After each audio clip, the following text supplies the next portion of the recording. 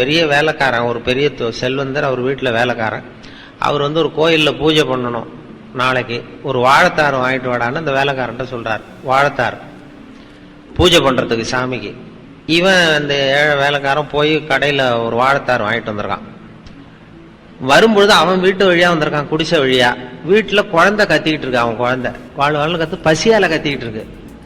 உள்ள போய் பார்த்தா பொண்ணு இல்லை, பசி தாங்காம குழந்தை கத்துது. இவன் என்ன பண்ணா, சரி ஒரு தார் இருக்கு, இதுல ஒரு பழத்தை பிச்சு கொடுத்தா அதுல என்ன குறைஞ்சிட போகுதுன்னு சொல்லி ஒரு பழத்தை பிச்சு அந்த குழந்தைக்கு கொடுத்தான். பசியோட அந்த குழந்தை அது சாப்பிட்டுட்டுது. சாப்பிட்டு அப்புறம் தூங்கிட்டுது, நிம்மதியா பசி போச்சு. இவன் மெதுவா கொண்டு போய் தெரியாம கொண்டு போய் முதலாளிகிட்ட கொடுத்துட்டான். மறுநாள் பூஜையில கொண்டு போய் வைக்கிறதுக்கு பாக்குறாங்க, அவ்வளவு பழமும் அழுகி இருக்கு, தாறு பூரா. உடனே அவருக்கு சந்தேகம் வந்துட்டுது, ஏதோ தப்பு நடந்து போச்சு, தெய்வ குத்தம் நடந்துட்டுது, இது என்னடா பண்ண நேத்துன்னு சொல்லி கேட்டா இவன் உண்மையை ஒத்துக்கிட்டான். நான் வரும்பொழுது குழந்தை பசியோட கத்திக்கிட்டு இருந்தது, என் புள்ள ஒரு பழத்தை பிச்சு கொடுத்துட்டேன் அப்படின்னு தான் அவருக்கு கோவம் வந்துடுது. அடிச்சுட்டார். அப்படியே இருந்தாலும் வேற பழமாவது வாங்கி கொடுத்துருக்கலாம், சாமிக்குன்னு வாங்கிட்டு வந்த பழத்தை கொண்டு போய் கொடுத்தேடா, உனக்கு புத்தி இருக்கான்னு திட்டினாராம். சரி என்ன பண்ணுறது, போய் மன்னிப்பு கேட்டாராம். அப்புறம் சாமிகிட்ட, சுவாமி கடவுளே என்னை மன்னிச்சுங்க, உங்களுக்காக வாங்கிட்டு வந்ததை ஒரு குழந்தைகிட்ட கொடுத்துட்டான், இது எல்லாம் வீணா போச்சு அப்படின்னு. அப்ப அந்த கடவுள் சொன்னாராம், அப்படி இல்லப்பா, நீ வாங்கிட்டு வந்த ஒரு தார் பழத்துல நல்ல பழம் ஒன்னே ஒண்ணுதான், அதை நேத்தே நான் சாப்பிட்டுட்டேன் அப்படின்னாராம். நேத்து கொண்டு போய் இந்த குழந்தை வாயில வச்சிருக்கிறான் பாருங்க, அது அந்த கடவுள் வாயில வச்சது மாதிரி. நேத்தே நான் சாப்பிட்டுட்டேன் அந்த நல்ல பழத்தை, மற்றதெல்லாம் பிரயோஜனம் இல்லாத பழம்னு சொன்னாராம்.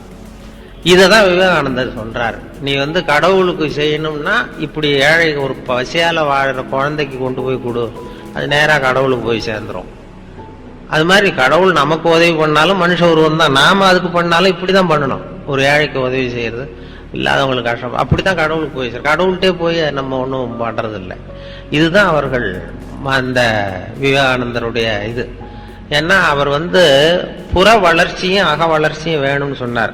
சுவாமி மத்தியானம் அங்க இதுல பூஜையில பேசிட்டு இருக்கும் பொழுது பார்த்தேன், சுவாமி அக வளர்ச்சி குறைஞ்சி போச்சு, புற வளர்ச்சி தான் நிறைய இருக்குன்னு சொல்லி பேசிட்டு இருந்தார். இன்னைக்கு படுற கஷ்டத்துக்கெல்லாம் அதுதான் காரணம். நம்ம புற வளர்ச்சி அதிகமா போயிட்டுது, அதனாலதான் கஷ்டப்படுறான். அந்த அந்த நிம்மதிக்கு என்ன வழி அப்படின்னா, மனசை பக்குவப்படுத்துறதுங்கிறது ஆன்மீகம் நமக்கு சொல்லி கொடுக்கறது. மனம்ங்கிறது ஆன்மீகத்துல தோல்விங்கிறது ஒரு பெரிய வெற்றி. தோத்து போறதுங்கிறது ஏதோ நம்ம இதுன்னு வருத்தப்படுற விஷயம் இல்லை. அதாவது புற வளர்ச்சியில தான் வெற்றிங்கிறது, வெற்றி ஜெயிக்கிறது சந்தோஷம். அக வளர்ச்சியில தோத்து போறதுதான் சந்தோஷம். அது எப்படின்னா, இப்போ இப்ப என்ன எடுத்துங்களா, நான் இப்போ எனக்கு இப்போ என் பேரன் இல்ல குழந்தை பேர பிள்ளையோட விளையாடி நான் தோத்து போறேன். ஒரு 5 வயசு பேரனோட நான் தினம் விளையாடுறேன், அதுல நான் தோத்து போறேன். அது எனக்கு ஜெயிக்கிறத விட சந்தோஷமா இருக்கு. தோத்து போறதுதான் உண்மையான சந்தோஷம்ங்கிறத தெரிஞ்சுக்கிறதுக்கு எனக்கு 60 வருஷம் ஆயிருக்கு. இதுதான் ஆன்மீகத்தினுடைய அடிப்படையும் அதுதான் சொல்றாங்க. மனதுக்கு பிடித்தமானவர்கள்ட்ட விளையாடி தோத்து போறதுக்கு பாருங்க, அது ஜெயிக்கிறத விட சந்தோஷமான விஷயம். குழந்தைங்கிறது ஒரு உதாரணத்துக்கு. உங்களுக்கு மனதுக்கு பிடித்தமான பெரியவர்களா கூட இருக்கலாம், மனசுக்கு பிடித்தமானவர்களிடம் விளையாடி தோற்று போவது ஜெயிக்கிறத விட சந்தோஷம். அந்த தோத்து போற கலையை கற்றுக்கொள்ளுங்கள், அதுதான் ஆன்மீகத்தினுடைய ரகசியம். அது எப்படி தோத்து போறதா, இழக்கிறது 2 வகை. ஏதாவது இழக்கிறதுக்கு தயாரா இருக்கணும். இப்போ ஒருத்த ஒரு காய்கறி வாங்கறதுக்கு 100 ரூபா பணத்தை எடுத்துட்டு போனான் மார்க்கெட்டுக்கு. 100 ரூபா பணத்தை எடுத்துட்டு போறான். அவனுக்கு பிடித்தமான காய்கறியை வாங்கினான், வாங்கி பையில எல்லாத்தையும் போட்டுக்கிட்டு பையில பாக்குறான், பணத்தை காணோம். 100 ரூபா பை ஓட்டா இங்கே விழுந்துட்டு வழியில. ஆசையா வாங்கின காய்கறியை திருப்பி அவன்கிட்ட கொடுத்துட்டு வெறும் பையோட வரான். ஏன்னா 100 ரூபா பணம் இங்கே விழுந்துட்டு.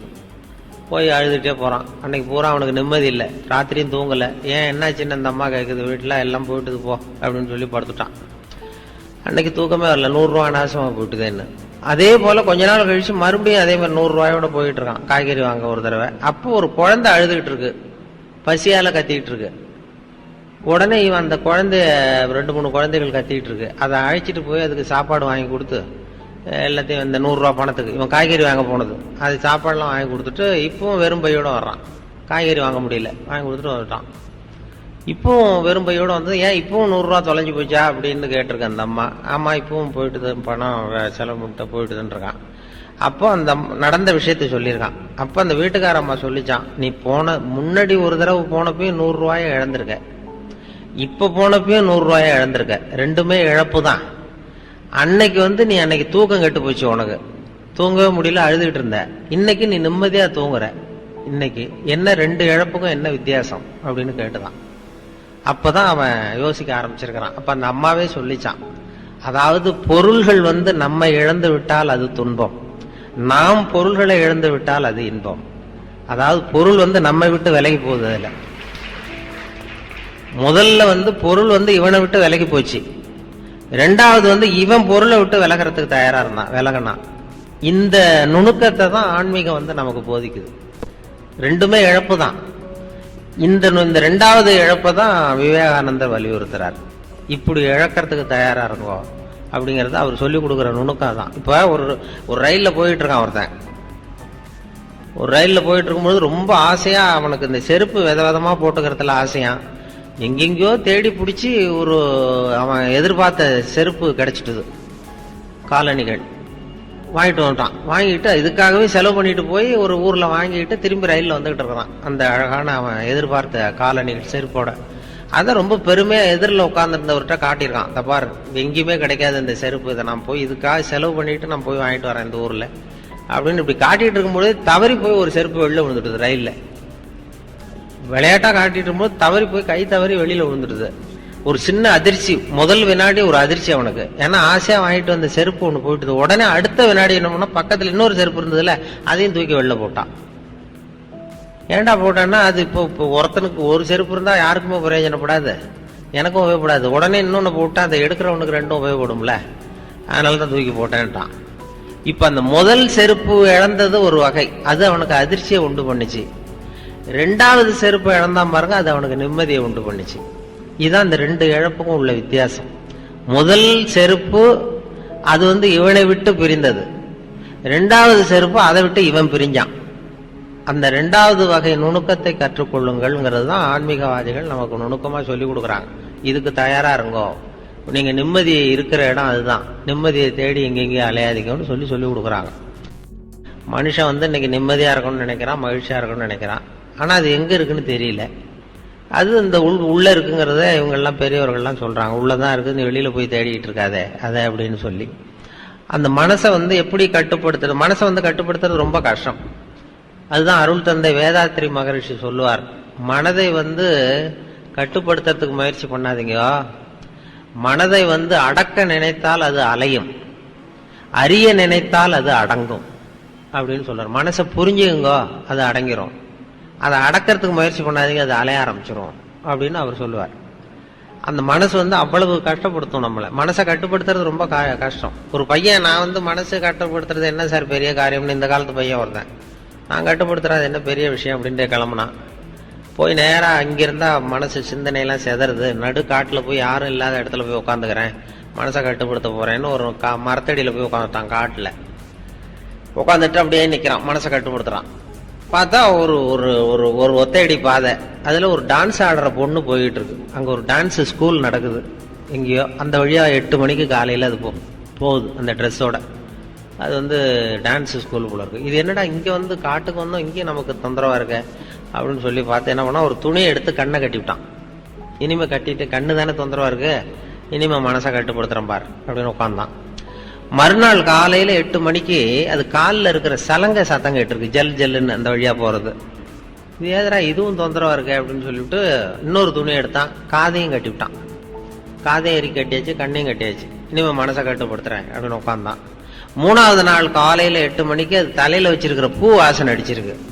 8 மணிக்கு இது ஏதரா இது வேற வம்பா இருக்குன்னு மூக்கையும் கட்டிவிட்டான். மனசை கட்டுப்படுத்துறேன்னு கண்ணை கட்டினா, காதை கட்டினா, மூக்கையும் கட்டிவிட்டான். இனிமே ஒன்றும் தொந்தரவு இல்லை அப்படின்னு அப்படியே உட்காந்துருக்கான் மல்ல கட்டிட்டு. 4வது நாள் காலையில 8 மணி ஆச்சு. கரெக்டா 8 மணிக்கு இவன் மனசு நினைச்சுதான், இந்நேரம் அவ போய்கிட்டு இருப்பா அப்படின்னு நினைச்சான்.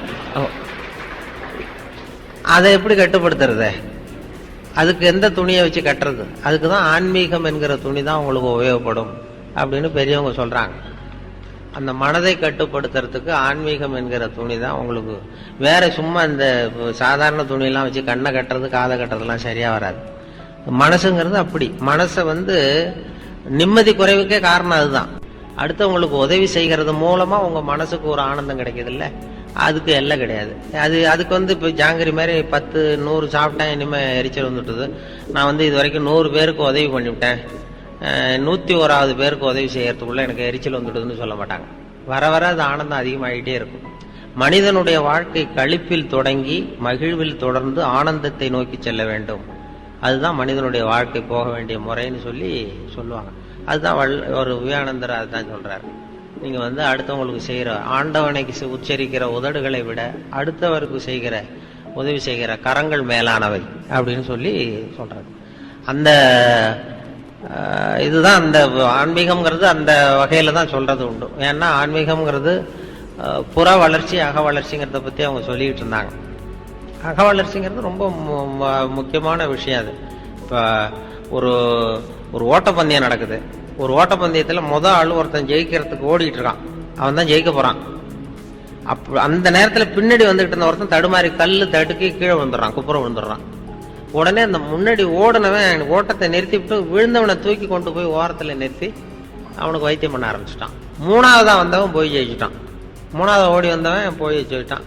பந்தய பரிசு யாரு கொடுப்பாங்க? யாரு முதல்ல கோட்டை தொட்டாங்களோ அவங்களுக்கு தானே. முதல்ல ஓடினவன் 2வது ஆளை தூக்கிட்டு ஒதுங்கி வந்துட்டான். அந்த தலைவர் பரிசு கொடுத்தாராம். அந்த ஓட்டத்துல முதல் பந்தயம் வந்தவனுக்கு முதல் பரிசு. இந்த முதல்ல இப்ப சொல்றேனே, இவனுடைய தோல்விதான் மிகப்பெரிய வெற்றி. இதுதான் ஆன்மீகத்துக்கு அடிப்படை. தோற்று போக கற்றுக்கொள்ளுங்கள்னு சொல்றது. ஆன்மீகம் தோல்வியில தான் வெற்றி இருக்கும். புற வாழ்க்கையில ஜெயிக்கிறது தான் சந்தோஷம். அந்த நுணுக்கமான விஷயங்களை தான் ஆன்மீகம் நமக்கு சொல்லிக் கொடுக்குது. அதை பத்தி இப்ப நிறைய பேர் இப்பதான் சிந்திக்க ஆரம்பித்திருக்கிறார்கள். அது மாதிரி நிறைய இருக்குது. இந்த நேரம் என்ன சொன்னாங்க, 8:25 முடிக்கணும். அதாவது ஆரம்பத்துல கேட்டேன் சாருகிட்ட, எவ்வளவு நேரம் சார் பேசணும் அப்படின்னு. நீங்க எவ்வளவு நேரம் வேணாலும் பேசுங்க, நாங்க 8:30 எழுந்திரிச்சு போயிடுவோம் அப்படின்னு சொல்லி, அதை அப்படி சொல்லலையே தவிர கொஞ்சம் நாகரிகமா சொன்னார் வேற வார்த்தையில. நாங்க வழக்கமா 8:25 முடிச்சிருவோம் சார், 8:30 அப்படின்னு சொல்லி அவர் கொஞ்சம் பயமுறுத்தினார். இந்த நான் வழக்கமா அந்த கொஞ்சம் வேடிக்கையா பேசி இருந்தாலும் இங்க இருக்கிற உங்களுடைய முகத்தையெல்லாம் பார்க்கும்பொழுது கொஞ்சம் ரொம்ப தீவிரமாக சிந்திக்கக்கூடியவர்கள், ஆன்மீகத்துல ஆழ்ந்து சிந்திக்கக்கூடிய கூட்டமாகவும் முகமாகவும் தெரிஞ்சுது எனக்கு. அதனாலதான் என்னுடைய கொஞ்சம் வேற விதமா போயிட்டேன். இல்லைன்னா கிச்சு மூட்டிட்டு இருந்திருக்கலாம் கொஞ்சம் வேடிக்கையாகும். இங்க இருக்கிற கூட்டத்தை பார்த்ததும் இது ஆன்மீக தேடல் அப்படிங்கிறது மாதிரி ஒரு மனசுல தோணத்தினாலதான் இது பண்ணோம். அப்படி உங்களையெல்லாம் சந்திச்சதுல ரொம்ப மகிழ்ச்சி. இந்த ஆன்மீகம் தான் இன்னைக்கு தேவை. இன்னைக்கு உலகத்துக்கு இன்னைக்கு அது குறைஞ்சு போனதுனாலதான் இன்னைக்கு வாழ்க்கையில நிம்மதி இல்லாம போச்சு, கஷ்டம் வந்துட்டுது எல்லாம் அப்படின்னு சொல்லுவாங்க. சகிப்புத்தன்மை, அந்த சினம் தவிர்த்தல். இவங்க தான் வேதாத்திரி மகரிஷி தான் சினம் தவிர்த்தல்னு பயிற்சி எல்லாம் கொடுக்குறாங்க. என்ன ஒரு தரம் சினம் தவிர்த்தல் பயிற்சி கொடுக்கறதுக்கு கூப்பிட்டாங்க மெட்ராஸ்ல ஒரு இடத்துல. நான் சொன்னேன், பயிற்சிக்கு வேணா வரேன் சார், பேசுறதுக்கு என்ன கூப்பிடாதீங்க அப்படின்னு. இல்ல நீ மனுஷன் கோவப்படாம இருக்கணும், ஆன்மீகத்துக்கு அதெல்லாம் ரொம்ப முக்கியமான ஒரு பண்பு, அதுக்கு உனக்கு தெரிஞ்சதை சொல்லிவிட்டு போ அப்படின்னாங்க. நான் வழக்கம் போல கதையை தான் சொல்லிட்டு வந்தேன். கோவப்படாம இருக்கிறதுனா, ஒரு பெரிய ஆளு ஜப்பானுக்கு போக வேண்டிய பிரயாணி, மீனம்பாக்கம் ஏர்போர்ட், லக்கேஜ் எல்லாம் தூக்கிட்டு ஜப்பானுக்கு போக வேண்டிய ஆள். இந்த லக்கேஜை வாங்கி பிளேன்ல ஏத்துற ஒரு தொழிலாளி, அவன்கிட்ட போய் சண்டைக்கு போறான். அந்த ஆள் அடிக்க போறான், திட்டுறான். பதிலுக்கு அவன் கோபமே படலை. அந்த தொழிலாளி சிரிச்சுக்கிட்டே சரி சார் சரி சார்ங்கிறான். என்ன கோவம்னு தெரியல. இதை ஒரு பேராசிரியர் பார்த்துட்டு இருக்காரு, சினம் தவிர்த்தல் பேராசிரியர். இது என்ன இந்த பெரிய விஷயம் இவ்வளவு அடிக்க போறான், அந்த பதிலுக்கு அவன் கோவமே படல. சினம் தவிர்த்தலுக்கு அவன் நமக்கு பயிற்சி கொடுக்கலாம் போல இருக்குன்னு இவர் நினைச்சிட்டாரு. ரொம்ப நேரம் அவர் அடிக்க போனார், திட்டினாரு. சரி சார் சரி சார் சிரிச்சுக்கிட்டே இருந்தான். அப்புறம் எல்லாத்தையும் லக்கேஜ் எல்லாம் வாங்கிட்டு போனா முடிஞ்சது. அப்புறம் பிளேன் ஏறி போயிட்டாரு பெரிய மனுஷன். அதுக்கப்புறம் இவர் ஓடி போய் அந்த தொழிலாளியை கூப்பிட்டு வந்தார் பேராசிரியர். ஏப்பா காலையில இருந்து அந்த பெரிய மனுஷன் பார்த்துக்கிட்டு இருந்தா உன்னை அடிக்க வந்தான், திட்டினான், முகத்துல ஒரு ரியாக்ஷனே கிடையாது, கோவமே படாம இருக்கிறது, அது எப்படி உன்னால முடிஞ்சது அப்படின்னதுக்கு, இல்ல சார் உனக்கு கோவமே வரலையான்னு கேட்டிருக்காரு இவரு. இல்ல சார் மனுஷன் பிறந்தா கோவம் வராம இருக்காது சார், அவங்கவுங்களுக்கு அவங்கவுங்க வழியில அதை டீல் பண்ணுவாங்க. உனக்கு கோவம் வந்தது அந்த ஆள் திட்டும் பொழுது? நல்லா கோவம் வந்தது சார் அப்படின்னா. என்னடா பண்ண? அதுக்கு என்ன பண்ண? என் வழியில டீல் பண்றேன் சார். என்னடா பண்ண அப்படின்னா, ஒண்ணும் இல்லை சார், அந்த அவர் ஜப்பான் போயிட்டு இருக்காரு, அவர் லக்கேஜ் எல்லாம் அமெரிக்கா போயிட்டு இருக்கு, மாத்தி ஏத்தி விட்டுருவோம் சார், நமக்கு என்ன இதுல பிரச்சனை, அனாவசியமா அவன்கிட்ட எதுக்கு சார் நம்ம போய் வம்பு வளர்க்கணும், டென்ஷன் ஆகக்கூடாது சார் அப்படின்னா. இதுதான் நான் அவங்க சினம் தவிர்த்தல் பயிற்சி முகாமில் ஒரு தடவை சொல்லிட்டேன் சென்னையில். அதுல இருந்து அதுக்கப்புறம் கூப்பிடுறதே இல்லை என்ன அவங்க. ஆமா, அதுக்கப்புறம் நானா போய் ஒரு தரம் கேட்டேன் ஒரு 5-6 வருஷம் கழிச்சு. அவர் ஏன் சார் சினம் தவிர்த்தல் கூப்பிட்டீங்களே, இந்த வருஷம் நான் மறுபடியும் வரட்டுமா அப்படின்னு. வேணாம் சார், நாங்க பாத்துக்கிறோம் சார், அது ஏதோ எங்களுக்கு தெரிஞ்ச வழியில நாங்க சொல்லி கொடுக்குறோம், நீங்க உங்க வழியில போயிட்டு இருங்க சார். அப்படி அந்த சினம்ங்கிறது, சினம் தவிர்த்தலுக்கு முறையான பயிற்சி கொடுக்குறாங்க அவங்க. அதெல்லாம் ஆன்மீகத்து பண்புகளை வளர்க்கறதுக்கு ஒரு பெரிய இது மாதிரி சகிப்புத்தன்மைங்கிறதும் ஒரு பெரிய விஷயம். டாலரன்ஸ்,